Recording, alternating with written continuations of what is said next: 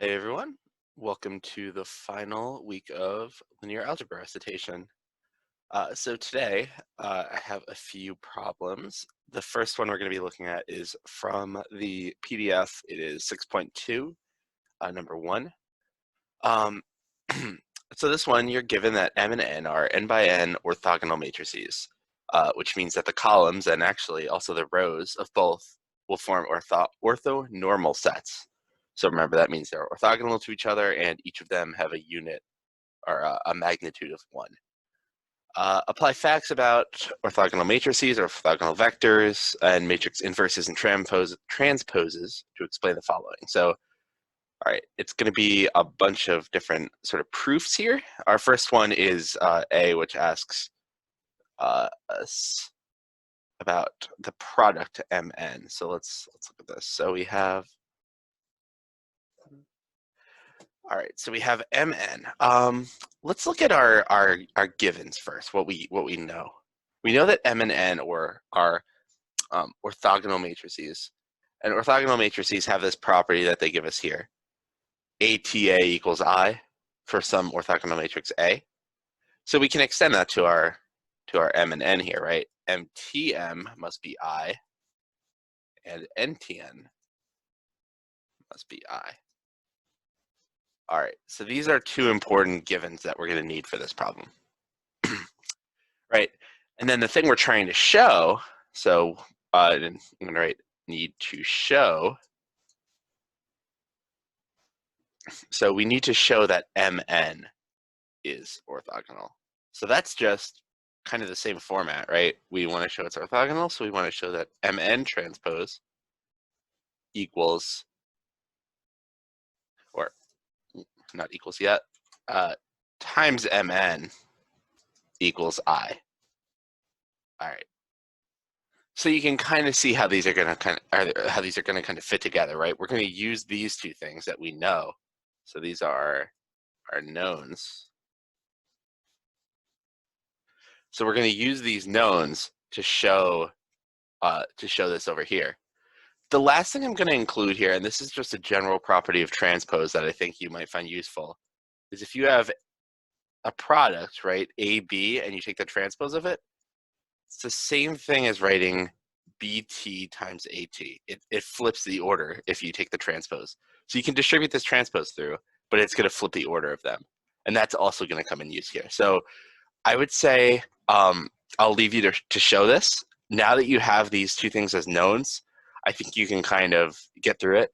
My suggestion would be to start here and then to just sort of try to reduce using these three things and see if you can get to I. All right, so then once you've shown that, part B asks us to show that M is invertible and its inverse is M transpose. So this is really pretty easy, right? We remember all our different properties of invertible matrices from the beginning. Well, guess what? Here we have already, because M is orthogonal, we know that MTM equals I. And we also know that M is n by n, so that, that allows it to be invertible. Yeah, it says it up there. So and M is n by n. Because this could technically be true with a non-square matrix, and then it wouldn't be invertible. But because we have a square matrix where you multiply it by something and get I on the left, then you know that you have an inverse. And there's a theorem early, I think in chapter 2, that says if you can left multiply something to invert it, then it's an inverse. So this is basically, I'd write a sentence or something about this, but yeah, I mean, that it's pretty clear here. M-1 is MT because of this. All right. And then our last one is part C here. So part C is asking about the eigenvalues. So they say the property for the eigenvalue of lambda is that it must satisfy the absolute value of the eigenvalue equals 1. So basically it has to be plus or minus 1. Now, why would that be true? Well, it gives us a hint below that's useful. And it says it's related to the fact that we know certain things about the eigenvalues of the transpose and of the inverse. And because the transpose equals the inverse, we have a unique situation. So let's review that, right? So say that lambda is an eigenvalue of A, all right? What does that tell us about, say, the transpose? Well, there's actually a proof that says that the eigenvalues of the transpose are the same as the eigenvalues of the original matrix. So if lambda is an eigenvalue of A, it is also one of AT.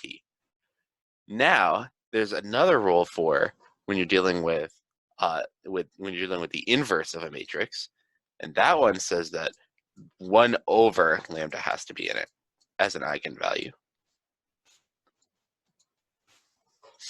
Right? So, but hold on. We had just said in this last problem here, we had just said that the inverse equals the transpose. Again, inverse equals the transpose. But then we know that both of these properties have to be the same, right? We can't have two different eigenvalues for the same, well, we can, okay. We can't have two different sets of eigenvalues for the same matrix. The set of eigenvalues has to be the same. But that also means that lambda has to equal 1 over lambda. So we need this to be true, right?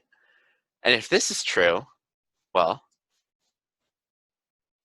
then we could maybe multiply by the lambda, try to get it on its own.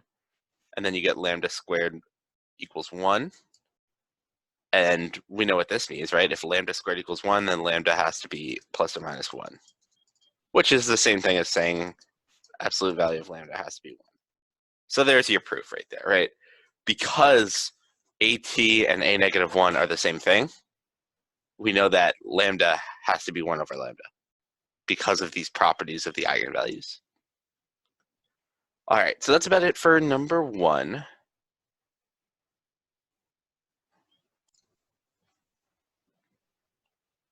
All right, so here we have number 2. And number 2 looks at this matrix A and this matrix B, or this vector B, and it wants us to look at the least squares solution to it. So first of all, we have to show in part A that AX equals B is inconsistent.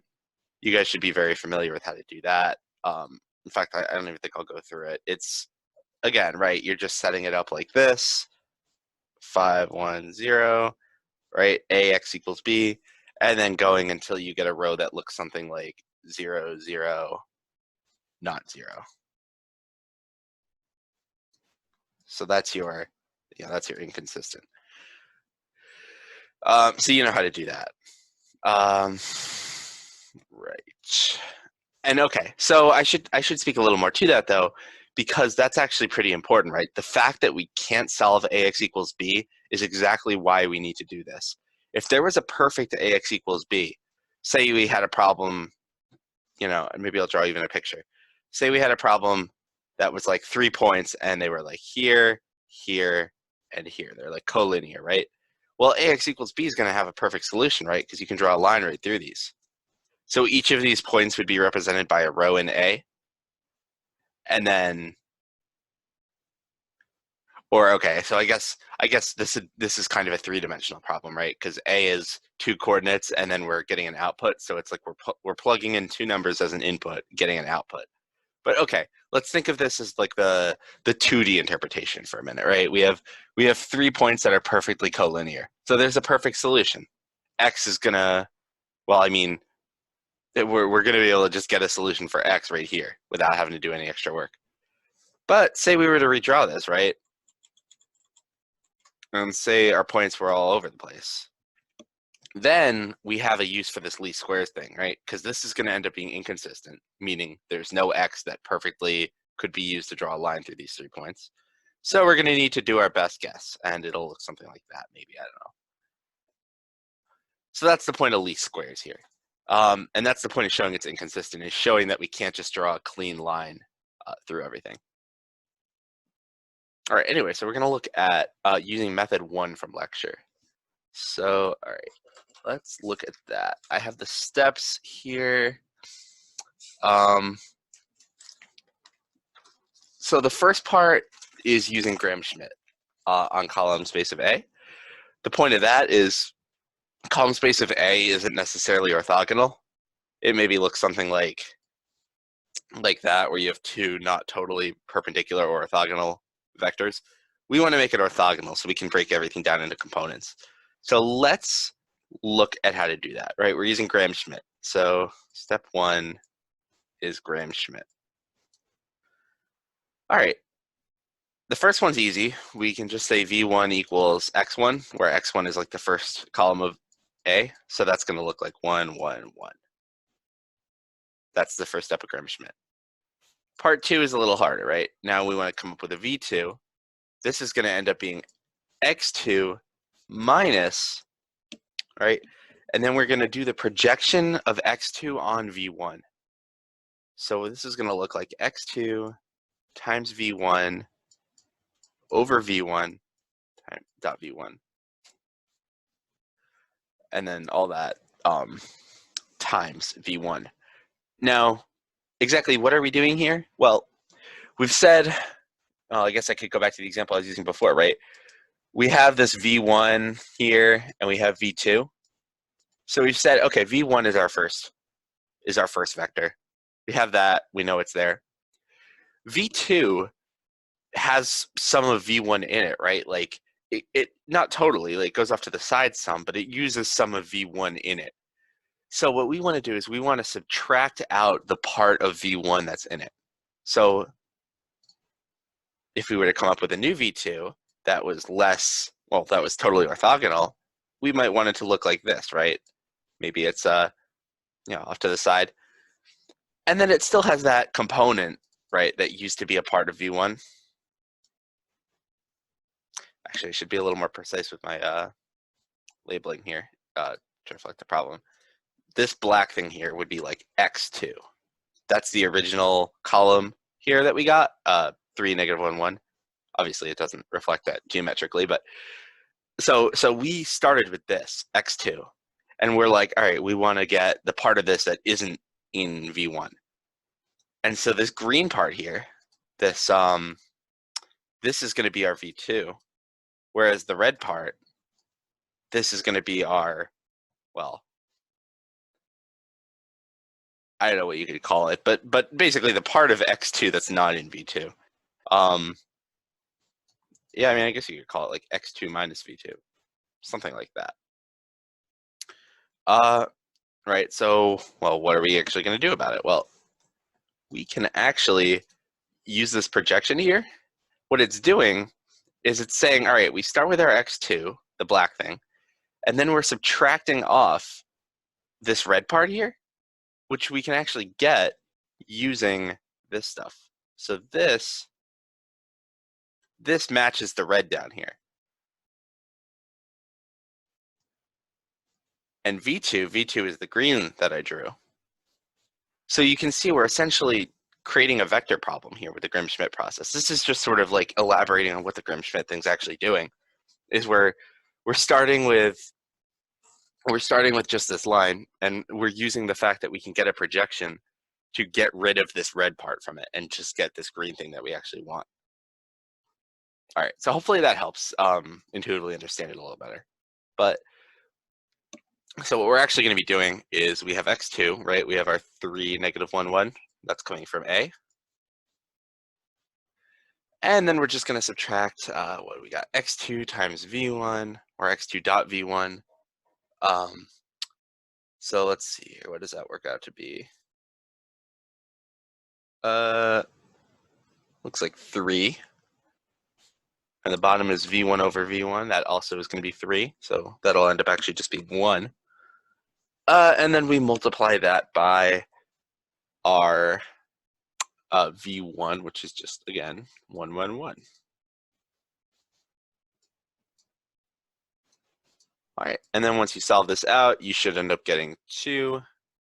Negative 1 minus 1 is negative 2, and 1 minus 1 is 0. So that's your final V2, right? So again, using our colors here, this is the green V2 that we are looking for, the V2 that's not a part of V1 at all. It's totally orthogonal. So now we have an orthogonal basis. All right, we're done with part 1 of this. Part 2, once we have Gram-Schmidt, part 2 asks us to find the projection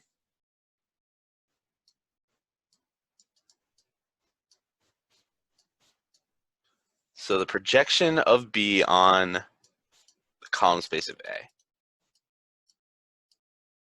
This is also known, by the way, as B hat.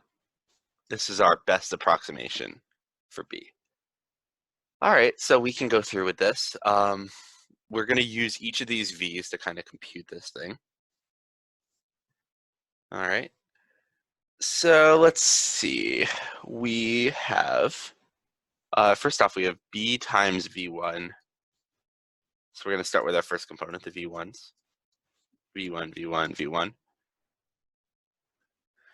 All right, and then we have the same thing, but for V2. So B dot V2 over V2 dot V2, V2. All right, there's your equation. You know what each of these things are, right? B is the 510 from up here. V1 is just 111. V2 is 2, negative 2, 0. So you can compute this out. I'm going to leave that to you, but it should end up just being a 3-dimensional vector, right? And that will be your B hat. All right. Next up, you have to find your X. So this part's pretty easy. This is pretty much just regular linear algebra that you've been doing all semester. So we're going to start with our A, right? Our original 1, 1, 1, 3, negative 1, 1. We're done with those V's that we found. We've used them to get the projection out of B, and now we don't need them anymore. B is actually going to end up being B hat. So whatever you get for B hat in part 2 is going to go here. Then you're going to reduce it down, right? It's going to take a bunch of steps. And eventually what you should end up getting is something that looks like the identity. And then over here, you will have your X. Okay. So there it is. And this is essentially what you're doing here is you're solving the equation AX equals B hat. You are solving for the best approximation that we can get of B. All right, so I left you a few things to do there. You should be able to compute this, and this should just be basic simplification of matrices. So hopefully you can get through that one. And part C, I can't forget, is not bad at all. All you have to do for part C is find the least squares distance for the problem, the distance between B and AX. But remember, X is just B hat, right? Like we established that. B hat is our approximation. So really all we have to do is find the magnitude of this difference, B minus B hat. That is all they're looking for. And so, what does that mean? That means taking the square root of the difference of each of these components. So, it would look maybe like B1 minus B hat 1 squared plus, and then there will be the second one, and each of them is in R3. So we'll have B3 minus B3 hat squared. And you should just get a number for this, and that will be, so you'll get some number here. And that'll be your error, or, yeah, I guess you could call it error, least squares distance. But, whatever it is, that for any other X, it would actually be higher. So this is the smallest you could possibly get this number, given the initial set of points that you got. All right. So next up, we will look at 3 briefly. All right. So actually, instead of looking at the third one from the worksheet, I wanted to take a look at this one from the book. The third one from the worksheet's really basic. You essentially just plug it into the formula, right? And then, so part C on that one ended up getting dropped from it because when you work it out, you'll have a unique solution rather than a set of solutions. But I wanted to look at one where we did have a set of solutions just to show you what it would look like. So, all right, imagine setting up this one. All right, we're going to use our different method now, the one that we know works better. And this is going to involve doing ATA, all right, and transposing it with ATB.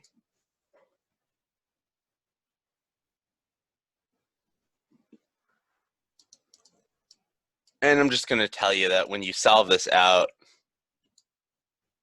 you end up getting something that looks like this. So it's going to be 1, 0, 1, 0, 1, negative 1. So this is after many steps of reducing it. Right, so you have to do the multiplication for both sides, and then you have to go and reduce it down to this form. And then the bottom row is 0, 0, 0. And this is 5, negative 3, 0 on the right. So right, this is when we solve the equation AX equals ATB. So this is actually, this will provide us a unique solution X, or rather a solution X that satisfies our least squares thing. But we notice that we don't actually have a unique solution here, right? If you were to write this out in our, the form that we've been using, we do have a 5, negative 3, 0. So we do have sort of this starting point, and 5, negative 3, 0 would indeed be a point that would work for least squares. But also, notice that variable in column 3 is free, right? X3. So this is actually going to look like negative 1, 1, 1 times X3. All right. So that would tell us that basically 5, negative 3, 0, say that's here, works. But you could also go up here, and this would also work, and this would also work, and this would also work, all along a line. Same in the other way, right? So you essentially have a line. Every single point on this line satisfies a least square solution. So we would then say that the dimension of our least square solution, or the dimension of X, is 1, right? Because it's any point on a one-dimensional line. So that's an example of one where it doesn't work out to just being a point. You'll see in the one, again, on number 3, where you'll end up getting a unique solution. It'll be just a single point. But sometimes it does work out like this. So by the way, this is a subset of R3. X is, I guess you could say X is a, X is a subspace of R3. It's this one-dimensional line within R3 because there's 3 entries in it. So, all right, there you go for that one. And I think we have one more I just wanted to briefly take a look at. All right, so here it is, number 8 from section 6.4. So this question wants us to find an orthonormal basis of the subspace spanned by these vectors. All right, so the first thing we need to show here, we need to figure out, are these vectors, independent, right? So if we're going to look at that, or rather independent, orthogonal, you know what I mean?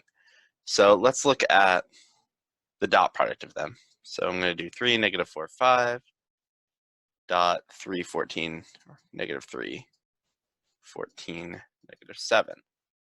All right, so let's just see, are they orthogonal? We have 3 times negative 3, which is 9. We have negative 4 times 14. That's going to be 56, I believe. Yep, that sounds good. And then 5 times negative 7. All right, so this is not looking good for orthogonality, right? We have 3 very different vectors here. So negative 9 minus 56 minus, and then I just to complete it, minus 35. All right, so this is clearly not 0. So we need to find a way to make this orthogonal. So what I would suggest doing maybe is let's look at our strategies for orthogonality.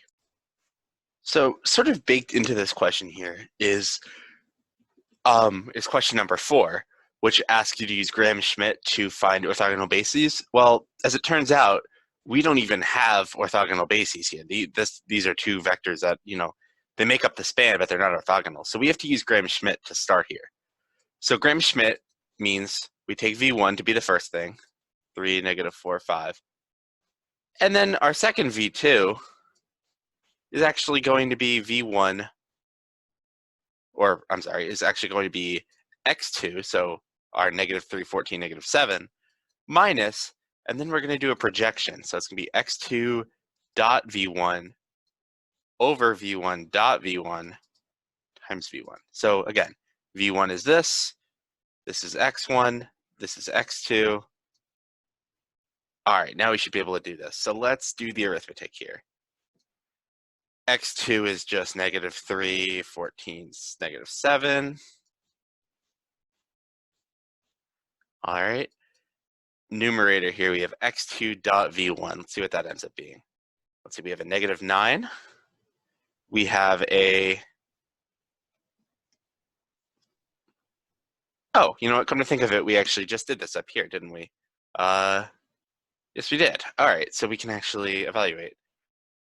We had negative 9 minus 56 minus 35. So let's see what does that end up being. This is, let's see, negative 65 minus 35.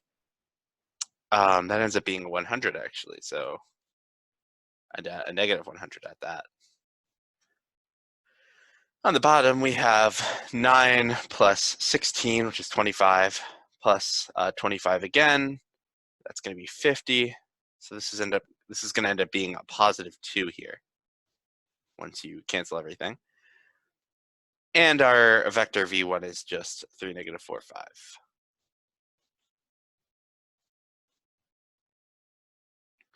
All right, you put it all together, and let's just start subtracting.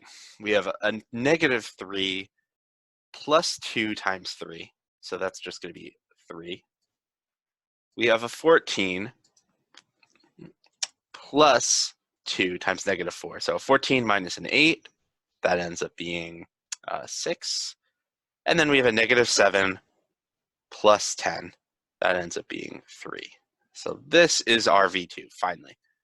Now we have orthogonal vectors, v1 and v2. We need to make them orthonormal. How do we do that? We need the magnitudes. The magnitude of v1, this one's pretty easy. It's just going to be radical 50, or if you prefer, 5 radical 2.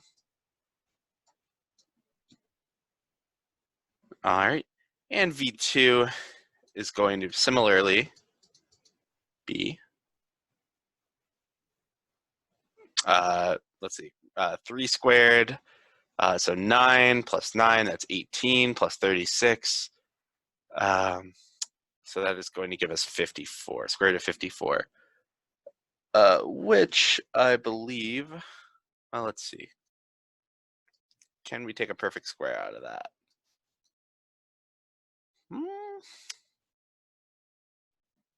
Can we? Let's see. Oh, it's 6 times 9. So this is going to be 3 radical 6. There we go. All right. And then once, finally, we need to make our orthonormal basis. So V1, or the new V1, is going to be each of those things. 3 over 5 radical 2, negative 4, and 5 each over 5 radical 2. And also V2 then is going to be each of these things over 3 radical 6. Now actually the 3 is going to cancel with all of these, and we're just going to end up with 2 over radical 6, 1 over radical 6, 2 over radical 6, and 1 over radical 6. So that's a pretty clean solution. And this is our basis.